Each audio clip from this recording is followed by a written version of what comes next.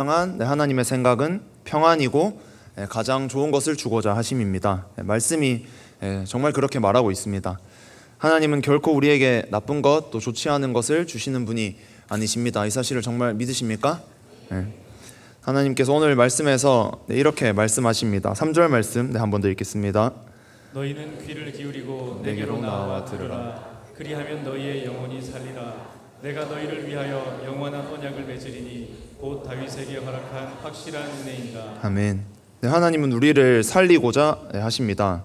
하나님의 말씀을 어떻게 보면 정말 간단합니다. 성경이 참 길게 써져 있지만 우리에게 다양한 사람들을 통해서 또 다양하게 말씀하고 있지만 정말 하나님께서 말씀하시는 것은 말씀을 따라 살면 형통하고 은혜를 받고 그렇지 않으면 원수의 공격에서 나를 지키기가 참 어렵다. 그럴 수 없다라는 것입니다. 하나님의 말씀에 귀를 기울이고 순종을 한다면 내 영혼이 살고 변치 않는 영원한 언약을 하나님께서 우리와 맺으시고 또 그 은혜는 누구도 바꿀 수 없고 뺏을 수도 없는 확실한 은혜입니다. 영원하고 확실한 은혜, 이 은혜를 우리 모두가 누려야 합니다. 12절 말씀 또 한번 보겠습니다. 너희는 기쁨으로 나아가며 평안히 인도함을 받을 것이요 산들과 언덕들이 너희 앞에서 노래를 바라고 들의 모든 나무가 손뼉을 칠 것이며. 정말 성경대로 사는 사람은 기쁨으로 산다고 말하고 있고 평안함이 있고 행복하다라고 말하고 있습니다. 정말 우리의 삶의 모든 영역이 하나님께 순종해서 이 은혜를 정말 우리 모두가 누리기를 소망합니다. 그런데 어떤 사람들이 하나님을 믿지만 또 많은 사람들이 이 은혜를 말씀을 읽지만 나와 같지 않다라고 많이 느낍니다. 하나님의 인도하심은 잘 모르겠고 삶이 점점 힘들어지기만 하는 것 같습니다. 말씀에는 분명 가장 좋은 것 주시고 인도해 주신다라고 하셨는데 영원한 언약을 맺으시고 그 언약이 변치 않는다고 했고 확실한 은혜를 주신다 이렇게 오늘 말씀에도 말했는데 또 기쁨으로 살고 평안함으로 인도함을 받고 막 산과 언덕들과 모든 나무가 기뻐하며 소리치고 손뼉치고 나를 향해 그렇게 하는 것처럼 행복한 삶, 안정되고 확실한 삶을 살 수 있다고 하는데 그렇지 못하는 경우가 있습니다. 오늘은 왜 그렇지 못할까? 또 무엇 때문이고 어떻게 해야 할까? 를 같이 보겠습니다. 그 이유는 하나밖에 없습니다. 여전히 하나님을 100% 신뢰하지 못하고 100% 그 뜻대로 살지 못하고 자신의 생각이 더 큰 영역이 있기 때문에 하나님께서 인도하려고 하시다가도 그 영역 때문에 그 나의 생각 때문에 가로막히기 때문입니다. 하나님께서는 이따 말씀에서도 계속 말하겠지만 하나님께서는 우리를 끊임없이 인도하려고 하시고 많은 증거들을 보여주십니다. 계속 나에게 말씀하고 계십니다. 근데 내가 그 틈을 내어주지 않으면 하나님께서 일하시도록 내가 내 삶을 내어드리지 않으면 하나님께서 일하시는 그 인도하심을 받지 못합니다. 내 생각이 너무 살아있으면 은혜를 하나님의 인도하심을 받을 수가 없습니다. 하나님의 설계가 있고 섭리가 있고 계획이 있고 하나님의 기적과 같은 인도하심이 있지만 우리가 또 간증으로도 듣지만 그것을 경험하지 못하고 그저 내가 설계하고 내가 세워가는 인생을 살다가 하나님께서 부르실 때 이 세상을 떠납니다. 하나님께서 그런 자들에게 하시는 말씀이 있습니다. 7절 말씀 같이 한번 읽겠습니다. 악인은 그의 길을, 불의한 자는 그의 생각을 버리고 여호와께로 돌아오라. 그리하면 그가 긍휼히 여기시리라. 우리 하나님께로 돌아오라. 그가 너그럽게 용서하시리라. 네, 아멘. 여기서는 악인들이라고 하지만 하나님을 믿는 우리에게도 우리 모두에게도 해당되는 말씀입니다. 하나님께서는 그의 생각을 버리고 여호와께로 돌아오라고 하십니다. 너의 생각을 버리고 여호와께로 돌아오라고 하십니다. 우리가 해야 할 것이 무엇인가 라고 했을 때 우리가 해야 할 것은 아직까지 붙잡고 있는 내 것은 정말 다 내려놓는다 하는데 끝까지 붙잡고 있는 그것까지 다 100% 온전히 하나님께로 내어드리고 하나님께 돌아가는 것입니다.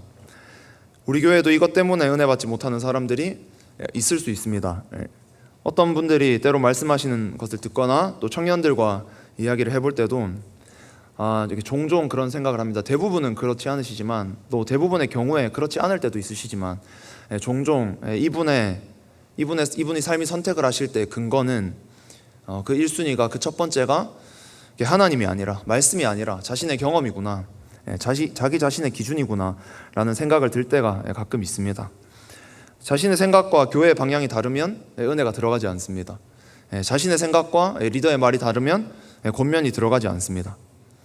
정말 그런 분들에게 생각해 보고자 말씀드리는 것은, 또 여쭤보고 싶은 것은, 정말 하나님께 여쭤보셨는지, 정말 하나님께서 그렇게 말씀하시는지를 확인하셨는지를 여쭤보고 싶습니다. 교회가 요구하는 것이 내 생각과 다르다고 그냥 거부하는 것이 아니라, 정말 하나님께서 그렇게 말씀하셨고 말씀에서 그렇게 말하고 있고, 예수님이셨다면 그렇게 사셨을지, 그렇게 말씀하셨을지를 우리가 정말 확인해 봐야 한다는 것입니다. 나의 삶에 오늘 본문에서 말하는 그 은혜가 부족하다면 아직 버리지 못한 내 생각이 그 길을 가로막고 있을 수 있는데, 그렇다면 어떻게 해야 될지를 한번 보겠습니다.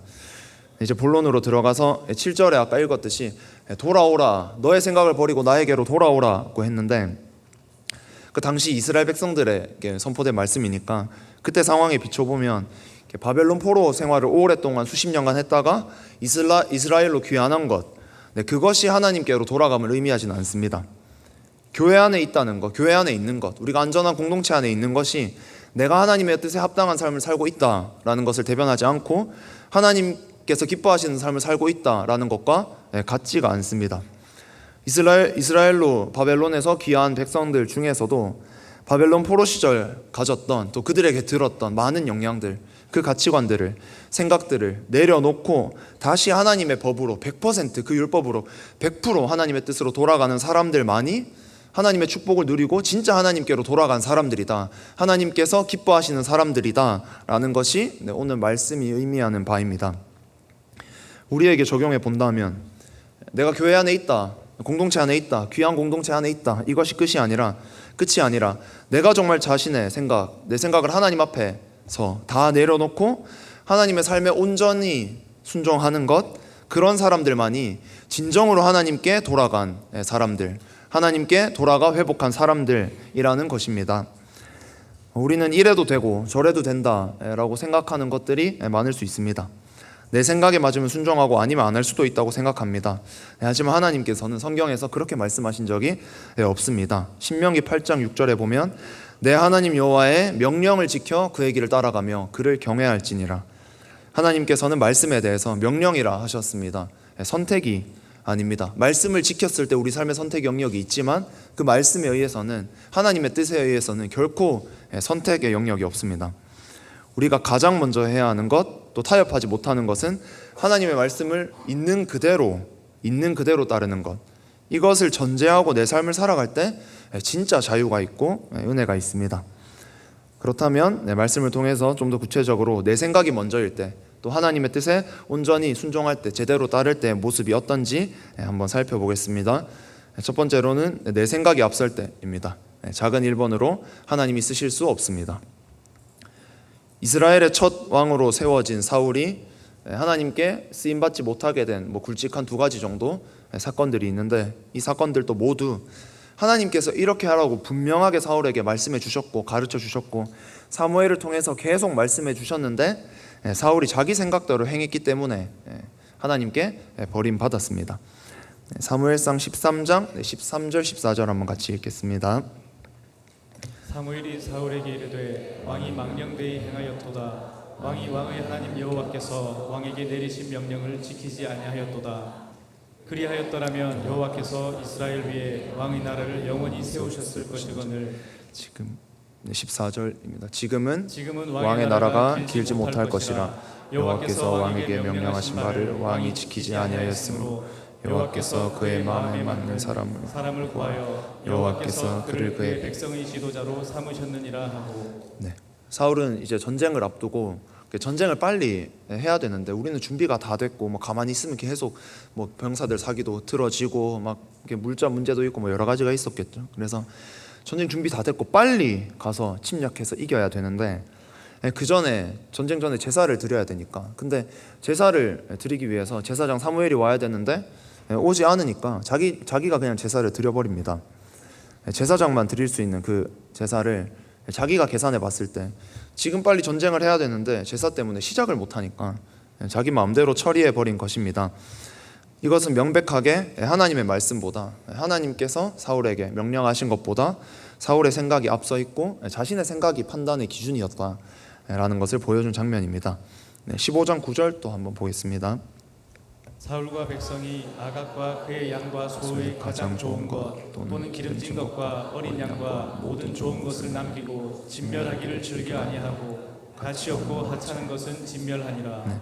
하나님께서 또 전쟁하고 나서 그 전리품들 그 모든 것을 진멸하라고 하셨습니다. 그 남아있는 것들 때문에 이스라엘에게 또 이방 우상 숭배가 들어오고 그 죄들이 들어올 것을 염려하셨기 때문에 완전히 깔끔하게 다 진멸하기를 원하셨습니다. 근데 사울은 전쟁하고 보니까 그 좋은 것들이 아까웠던 겁니다. 그래서 자기가 봤을 때 좋은 것은 남깁니다. 그리고 사무엘이 가서 하나님의 뜻을 전합니다. 왜 다 죽이지 않았냐라고 하니까 사무엘이 그렇게 질책을 하니까 사울이 또 이거 하나님께 드리기 위해서 하나님 좋으시려고 남긴 거예요 라고 변명을 합니다. 자기 생각대로 선택해놓고 하나님은 분명히 다 진멸하라고 했는데 자기 생각대로 해놓고 또 변명은 하나님을 이용을 합니다. 그럴 때 하나님께서 또 사무엘을 통해서 사울에게 말씀하십니다. 제가 읽어드리겠습니다. 사무엘상 15장 22절 23절 또 27절 말씀입니다. 사무엘이 이르되 여호와께서 번제와 다른 제사를 그의 목소리를 청종하는 것을 좋아하심같이 좋아하시겠나이까. 순종이 제사보다 낫고 듣는 것이 수장의 기름보다 나으니 이를 거역하는 것은 점치는 죄와 같고 완고한 것은 사신 우상에게 절하는 죄와 같음이라. 왕이 여호와의 명령을 버렸으므로 여호와께서도 왕을 버려 왕이 되지 못하게 하셨나이다 하니 27절 사무엘이 가려고 돌아설 때 사울이 그의 겉옷자락을 붙잡음에 찢어진지라. 그런 사울에게 사무엘은 사울 왕이여 다른 어떤 화려해 보이는 것보다 다른 어떤 사람들이 인정하는 그 어떤 것보다 뭐 왕의 재산보다 사람들의 인정 멋진 제사 비싼 재물 뭐 그 어떤 것보다 순종이 낫다고 하나님께서 하신 것을 모르십니까? 하나님이 다른 거 어떤 게 없어서 당신에게 왕의 자리를 맡기신 것이 아닌데 전쟁하라고 하신 것이 아닌데 하나님께서 원하신 것은 순종일 뿐이었는데 왜 그것을 알지 못합니까? 하나님께서 당신을 버리셨습니다 라고 합니다. 그 말은 들은 사울은 위기를 느껴서 사무엘의 옷이 찢어질 만큼 사무엘을 붙잡았지만 사무엘은 이제 회개하십시오 하지 않고 사울을 떠났습니다. 사울왕은 인간적으로 갖춘 것이 참 많았고 처음 임명될 때는 우리 모두 알듯이 참 겸손했습니다. 이스라엘 왕으로 이렇게 세울 만한 사람이었고 참 사람들이 보기에도 리더십도 있을 수 있고 뭐 인정도 받았겠지만 결국 자신의 생각대로 살았고 세상 문화가 자기에게 왔을 때 왕이라는 권력이 자신에게 왔을 때 결국 자기 생각대로 살았고 하나님께서는 너무 사용하기 좋은 왕이다.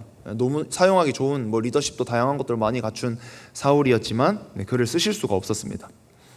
사무엘이 사울에게 말한 순종은 다른 어떤 것보다 좋은 것이 다른 어떤 것보다 나은 것이 순종이라고 했는데 정말 하나님께서는 내가 가진 어떤 것 때문에 나를 부르신 것이 아닙니다. 하나님께서 진짜 필요한 사람, 진짜 원하는 사람, 하나님께서 진짜 쓰실 사람은 하나님께서 말씀하신 그 말씀을 그대로 100% 온전히 순종하는 것을 정말 원하십니다. 지금 나의 순종을 원하십니다. 또 작게 두 번째로 자신의 생각대로 사는 사람은 하나님의 인도하심을 받을 수 없습니다. 하나님은 이스라엘을 인도하셨습니다. 출애굽할 때 정말 많은 기적들을 출애굽 전에도 후에도 정말 많은 기적들을 보여주셨고 하나님은 우리의 표현으로 최선을 다하셨습니다. 홍해를 가르셨고 뭐 열재앙 애굽에서 일으키셨고 홍해를 가르셨고 누구나 볼 수 있는 이스라엘 사람들 눈이 있다면 보지 않을 수 없는 구름 기둥 보내시고 불 기둥 보내시고 그래서 내가 너를 인도하고 있다라는 것을 명확하게 보여주셨습니다. 홍해로 명확하게 보이시고 구름 기둥 불 기둥으로 시선을 사로잡을 만큼 명확하게 보이셨습니다. 그리고 사람은 절대 할 수 없는 매번 주기적으로 만나와 메추라기를 보내십니다. 이런 명확한 증거들이 있습니다. 이스라엘에게 하나님이 능력을 보이지 않으신 것이 결코 아닙니다. 확신을 주지 않으신 것도 아닙니다. 인내하지 않으신 것도 아닙니다. 기적을 보였음에도 불평불만 계속하고 있던 이스라엘 사람들을 끝까지 또 인내하시고 내가 너희를 인도할 여호와다 다른 신은 절대 없다 라는 것을 계속 보이십니다. 하지만 이스라엘이 하나님을 거부하기를 선택했습니다. 민수기 13장 31에서 3절 말씀 같이 읽겠습니다. 그와 함께 올라갔던 사람들은 이르되 우리는 능히 올라가서 그 백성을 치지 못하리라. 그들은 우리보다 강하니라 하고 이스라엘 자손 앞에서 그 정탐한 땅을 악평하여 이르되 우리가 두루 다니며 정탐한 땅은 그 거주민을 삼키는 땅이요 거기서 본 모든 백성은 신장이 장대한 자들이며 거기서 네피림 후손인 아낙 자손의 거인들을 보았나니 우리는 스스로 보기에도 메뚜기 같으니 그들이 보기에도 그와 같았을 것이니라. 네, 잘 아시는 말씀입니다. 가나안 땅을 출애굽 후에 가나안 땅을 정탐한 여호수아와 갈렙을 제외한 다른 정탐꾼들의 소리입니다. 하나님께서 아무리 인도하시고 내가 너를 인도하겠다 명확히 말씀하시고 또 형통하게 하시고 좋은 것을 주시겠다고 정말 확실하게 보여주셔도 하나님의 뜻보다 자신의 생각이 커버리면 스스로 하나님을 거부하게 되고 하나님께서 인도하고자 하셔도 사람이 도망가 버립니다. 내게 가장 좋은 길은 나는 알 수 없습니다. 하나님만이 아십니다. 그리고 우리 하나님은 정말 나를 가장 좋은 그 길로 인도하려고 하십니다. 이 사실을 정말 우리가 믿어야 합니다. 그렇다면 우리가 할 일은 눈앞에 두려운 적이 있을 때, 때로는 내가 감당하지 못할 것 같은 일이 있을 때, 아니면 내가 두려운 일이 있을 때 무서워서 숨어버리고 피하는 것이 아니라 하나님을 믿고 담대히 그 길을 선택하는 것입니다. 이스라엘 백성들에게 홍해를 가르시고 불기둥 구름기둥으로 인도하시고 만나와 메추라기를 보내시고 광야에서 물이 날 수 없는 곳에서 물을 터뜨리시고 이런 것처럼 우리에게도 하나님께서는 이스라엘 백성들에게만 보여주신 것이 아니라 우리에게도 내가 너를 인도하겠다라는 것은 이 사인은 수없이 많이 주셨습니다. 멀리 가지 않아도 우리가 매일 읽는 그 말씀에 성경에 그 약속이 몇 번이나 반복되면서 기록되고 있고 그 약속의 성취도 인도하심도 우리가 볼 수 있습니다. 또 우리 교회 예배만 드려도 자신의 생각을 내려두고 하나님께 정말 항복하고 온전히 순종했을 때 사람의 생각과 계산과 그 기대를 뛰어넘는 하나님의 역사하심, 그 기적과 같은 일, 이런 간증들을 우리가 많이 들을 수 있습니다. 그런데 다만 내가 아직 내 생각을 놓지 못한 것입니다. 특히 제가 요즘 많이 만나는 아직까지 순종하지 못하는 모습이 있는 특히 다음 세대 여러분, 또 청년 여러분, 여러분의 그 주장, 논리적이고 합리적이라는 그 말들, 그것이 진짜 하나님의 생각과 같은지 점검하셔야 됩니다. 그것이 없이 그냥 내뱉는 불평들은 하나님께 거역하는 것이 될 수가 있습니다.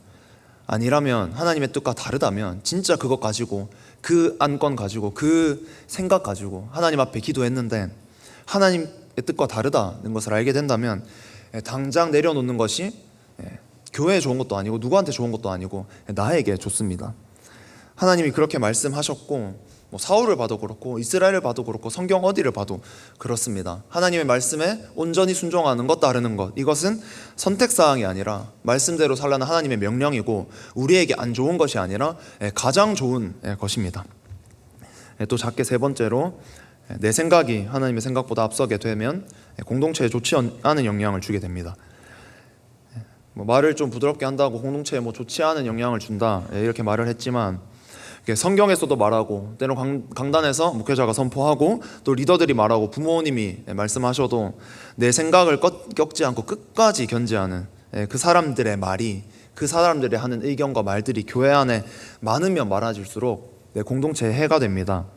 하나됨을 해치고 리더를 대적하게 하고 그 영향을 또 다시 회복하고 세우는 데는 정말 배의 노력이 필요합니다. 좀 전에 읽었던 그 믿음 없는 10명의 정탐꾼의 말들 바로 다음에 이어지는 이스라엘 사람들의 반응입니다. 민수기 14장 1에서 3절 말씀을 같이 읽겠습니다. 온 회중이 소리를 높여 부르짖으며 백성이 밤새도록 통곡하였더라. 이스라엘 자손이 다 모세와 아론을 원망하며 온 회중이 그들에게 이르되 우리가 애굽 땅에서 죽었거나 이 광야에서 죽었으면 좋았을 것을 어찌하여 여호와가 우리를 그 땅으로 인도하여 칼에 쓰러지게 하려 하는가. 우리 처자가 사로잡히리니 애굽으로 돌아가는 것이 낫지 아니하랴.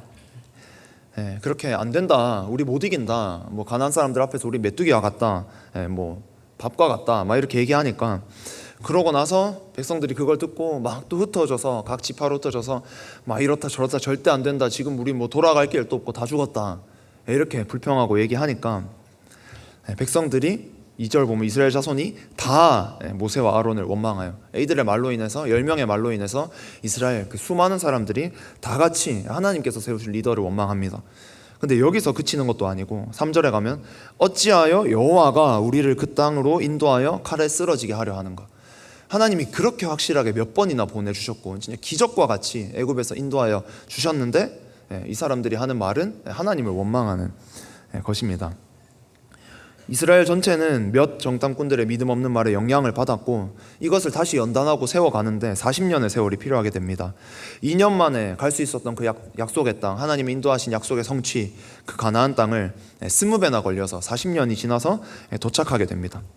이 일 때문에 정탐꾼의 말을 듣고 하나님을 원망한 그 온 백성들, 그 백성들과 이스라엘을 출애굽시킨 지금도 정말 위대한 선지자로 평가받는 모세도 가나안 땅에 들어가지도 못하게 됩니다.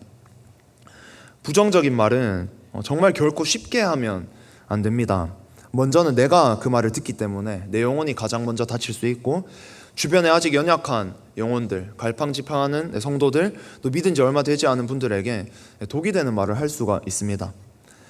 우리가 하나님에 대한 부정적인 말을 들을 일은 사실 그렇게 많지는 않습니다. 가끔 할 때도 속으로 하고 많은 경우가 많은데, 그래서 그런 일을 교회 안에서 들을 일은 크게 많지는 않지만 이렇게 정탐꾼들의 말을 듣자마자 이렇게 모세와 아론부터 원망하고 마침내 하나님까지 원망하고 노예 신분에서 구원하려고 살려주려고 데리고 나왔는데 왜 우리를 데리고 나왔냐라는 말도 안 되는 말을 이스라엘 백성들처럼 생각보다 교회에 대해서 또 교회의 리더들에 대해서 부정적인 말, 나는 동의하지 않는다라는 단호한 말을 쉽게 하는 사람들을 꽤 봅니다. 저는 결코 우리 교회를 이렇게 우상화하거나 목회자들이나 교회에서 세운 리더들을 드높이고자 그들이 절대적이다 이런 얘기를 하는 것이 아닙니다. 인간은 다 연약하고 저도 우리 모두가 다 실수할 수 있습니다. 그런데 하지만 정말 그 불평이, 나는 동의하지 않는다는 그 말이, 혹은 나에게 권면이 왔을 때 단호하게 눈빛이 돌아가면서까지 거절하는 그 투의 말들이 정말 하나님의 뜻이 맞는지, 하나님의 뜻에 맞는지, 사람을 보기 전에 하나님의 뜻에 정말 맞는 나의 태도인지 제대로 돌아봐야 한다는 것입니다. 우리의 유일한 기준은 하나님이시고 말씀입니다. 믿으십니까? 하나님이 아니라 하시면, 말씀이 아니라 하면 나를 돌아봐야 하는 것이 맞습니다. 불평하고 비판하고 이것이 먼저가 아니라 하나님이 아니라 하시면 나를 돌아보는 것이 너무나 당연하고 건강한 반응입니다. 혹시 이런 말들을 쉽게 뱉고 계시지는 않으십니까?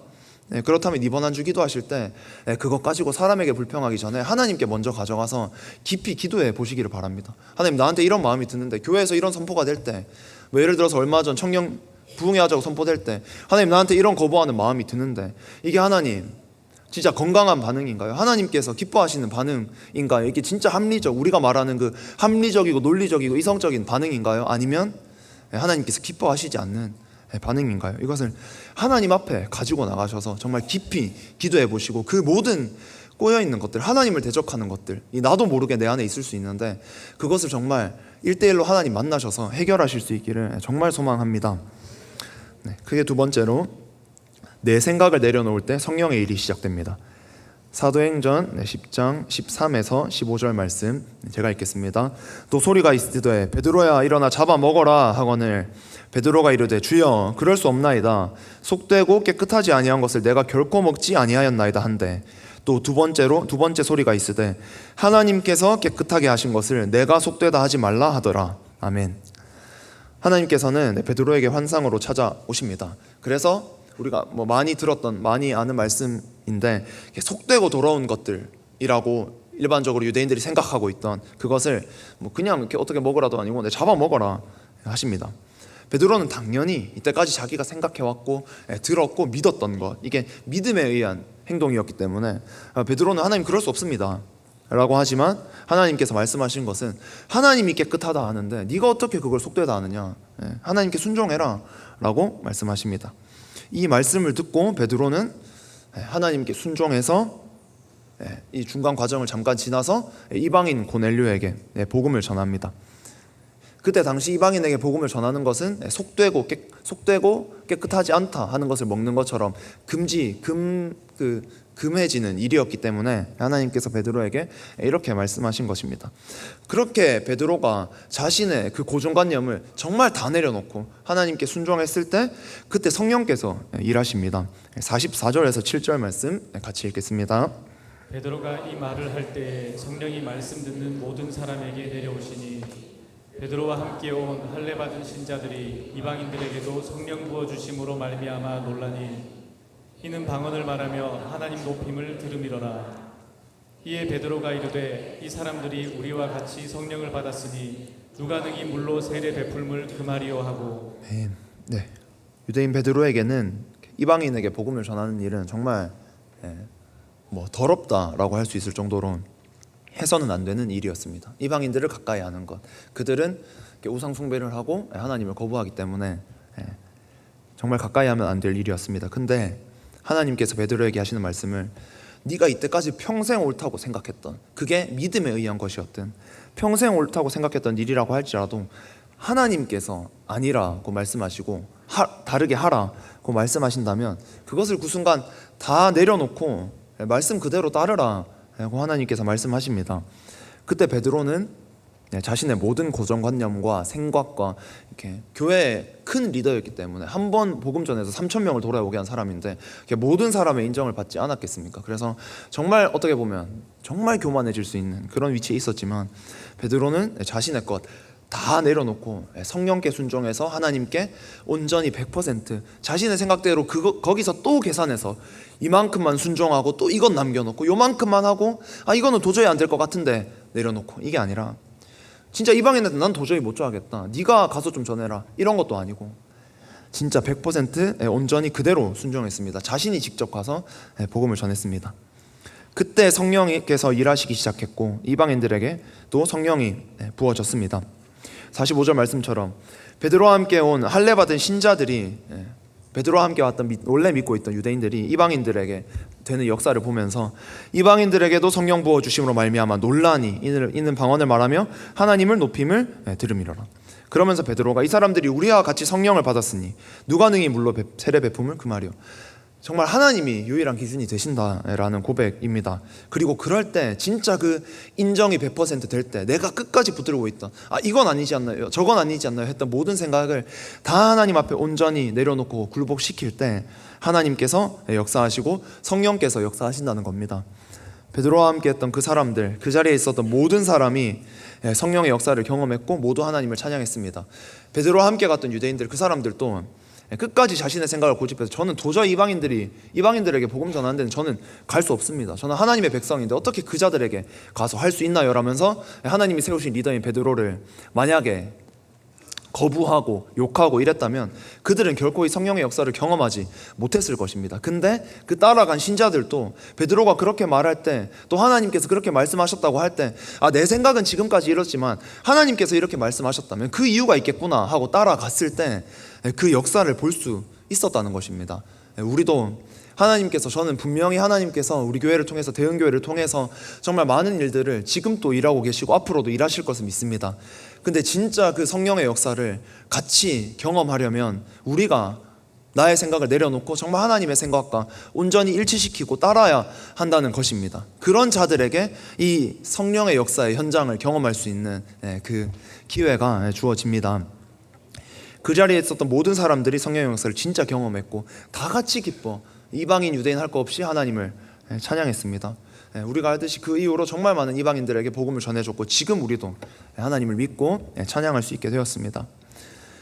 우리가 그토록 바라는, 계속 바라는, 간증을 들을 때마다 나도 그랬으면 좋겠다 생각하는, 우리가 원하고 원하는 하나님의 기적과 같은 일하심, 또 강력하신 성령의 역사, 나를 뒤집는 그 은혜는 내가 평생을 확신했던 것이라 할지라도 하나님께서 아니라, 그렇게 하지 마라, 이렇게 해라 라고 하실 때는 다 내려놓고 100% 순종함으로 반응할 때 우리가 그토록 바라고 있는 그 역사가 정말 일어납니다.